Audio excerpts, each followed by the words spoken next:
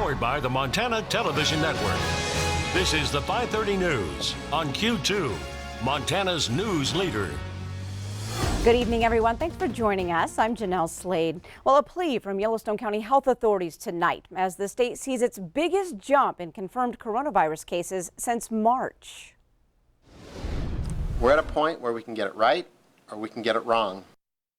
Montana health officials report a record 37 confirmed positives today, 10 of those in Yellowstone County, where officials say resources are getting stressed.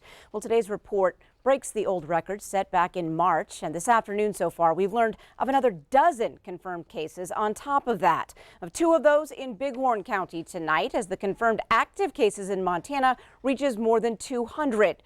The state reports the biggest increase in Yellowstone County, where a majority of those individuals are in their 20s. Well, this prompted the Yellowstone County health officer to address the community today. Q2's Russ Riesinger is standing by now live in the newsroom with the very latest. Russ.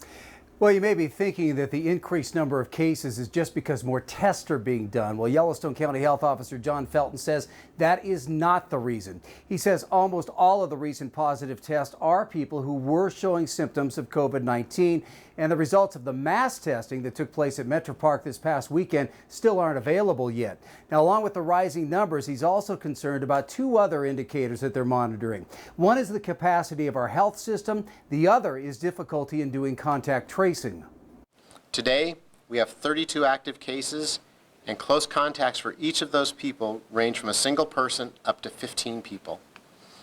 Obviously, the more close contacts an infected person has, the longer the contact tracing takes. Contact tracing is also made more challenging because people are venturing out more and finding it difficult to recall where they have been and who they have been with for the last 14 days or so. An accurate look back is what helps us identify others who may be infected. Felton would have the right to impose stricter regulations once again and could if things worsen, but he says he has no plans to do that right now. In the meantime, he is asking everyone to continue to do their part to keep the virus from infecting more people in the community. Jeanelle? All right, thanks so much, Russ. And as Russ said, the results from last weekend's free testing at Metro Park of 463 people are not yet known. Riverstone Health will hold its next free testing session on Saturday, July 11th from 9 a.m. until noon. That's again in the upper parking lot of Metro Park. Well, these growing numbers come after 6 weeks of extremely low counts and the start of reopening the state's economy. Governor Bullock and top state health officials say this surge is not entirely unexpected, but it's also framed how Montanans can slow it down. MTN's Mike Dennison has that story. At a Capitol News conference Wednesday, Jim Murphy, the head of the State Communicable Disease Control and Prevention Bureau, said the main factors are more contact among people in groups or at work as the economy reopened and more available testing. For example, an outbreak occurred among healthcare workers in Missoula that was traced to cases in Helena and maybe elsewhere. It shows how contagious this virus is and how even in a workplace setting, not social distancing or not using PPE all the time can lead to a pretty quick outbreak. In Miles City, where cases jumped dramatically this month, health department tracers identified several group gatherings where infections occurred and that had spread to 4 other counties. So if you liken it to like a wildfire, right, you have a spark that's going into another county and setting off another potential cluster of cases. In the last week, new cases have been reported in 24 Montana counties, including some that previously had no cases. 29 of those cases were in Bighorn County, home to the Crow Indian Reservation, where Anderson says many people tested had shown no symptoms of the disease, but likely were still spreading it. The contact tracing identifies who had contact with those infected, tests them, and directs them to quarantine, or if they have the disease, isolate until they recover. Chief State Medical Officer Greg Holtzman says the virus can survive outside a warm body, so if the transmission can be stopped, so can the disease. He says that's why it's vitally important for people to continue with social distancing and take precautions like wearing masks when they can't distance. We don't want to go backwards. We want people to feel safe. We want people to be safe. And we want schools to reopen in the fall.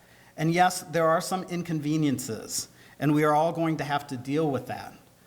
But those are so minor to when we consider the alternatives. We cannot do this alone. I cannot stress that enough. We cannot do this alone. We might disagree on everything else, but we are all in this together. Reporting from Helena, Mike Dennison, MTN News. Now, Montana still has one of the lowest infection rates in the nation, even though its reported cases overall jumped by 30% over the last 9 days. Well, Billings police have arrested the suspect who allegedly pulled a gun on an officer early this morning. It happened close to the Big Ditch near 12th Avenue North and North 22nd Street around 3:30 a.m. Officer Brett Hildy says that he approached a man who possibly had left a motorcycle at the Senex station about 6 blocks away. Hildy asked the man to stop and walk toward him. When the man resisted handcuffs, Hildy says he got his taser ready. Chief Rich St. John says that's when the man pulled out a semi-automatic handgun. And Hildy, the officer, quickly fired one round and the suspect headed east. But police arrested 31-year-old Corey Simon a little before 2 o'clock this afternoon on Industrial Avenue. Tonight he's being held at the Yellowstone County Detention Facility for obstructing, resisting, and felony assault on a peace officer. He has minor injuries and was not hit by the bullet. As Officer Hildy deployed his taser, he saw the subject pull a semi-automatic handgun from his waistband and pull the slide back, essentially preparing it to be fired.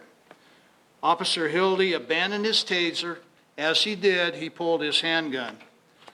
Officer Hildy turned back to face the subject and saw him moving, presumably to maneuver to the high ground or to find cover to fire from.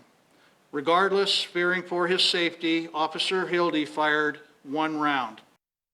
Now, Hildy suffered cuts and abrasions from that fight. As is the protocol in officer-involved shootings, Hildy is on administrative leave tonight. Well, we now know the names of 3 victims in 2 fatal crashes this week in Bighorn County. One of those, a Billings woman. On Tuesday afternoon, 32-year-old Jolynn Prettyman from Billings died when her vehicle rolled on Highway 91. Prettyman, who was not wearing a seatbelt, was ejected and pronounced dead at the scene. And 41-year-old Melanie DeCrane and 44-year-old Daryl Left-Hand were the 2 pedestrians killed on Highway 451 near Wyola just after midnight on Tuesday. Now, the husband and wife were struck by a 19-year-old driver from Sundance, Wyoming, who says he did not see them. Well, with the summer season always comes a rise in fatal car and motorcycle accidents, not only throughout Montana, but within Billings as well. Trooper and traffic homicide investigator Aaron Freivalds says that increase is due to nicer weather and more visitors from out of state. Now, he says most of the fatal accidents he's seen are on the highway due to higher speeds. This year alone, the state has seen 80 deaths on Montana highways, but Freivalds cautions that people should still implement 3 important safety measures within city limits. The big 3 has never really changed. We don't want you driving impaired. We don't want you to exceed the speed limit, and we do want you wearing your seatbelt. With those 3 things, I would say 80% of the fatality crashes I investigate would not have resulted in a fatality crash. So those are the big 3 things that we really always want to remind drivers of. Freivalds encourages people to practice straight line braking, saying people should not swerve to avoid animals they may suddenly encounter on the road. This will help avoid further accidents caused by overcorrecting. Well, ahead on tonight's 5:30 News, we head outside as our all-day family service drive wraps up and we add up the totals. And in sports tonight, which former small-town basketball standout is releasing a kid's book? Scott tells us, and here's from her. And coming up in weather, a few showers moving into the Billings area today. They're expected to move out of the area tonight. So what comes after that? We'll have the answer coming up in a few more minutes. You're watching MTN News with Jeanelle Slade and Russ Riesinger. Storm Tracker weather with Bob McGuire. And sports with Scott Green. This is the 5:30 News on Q2, Montana's news leader.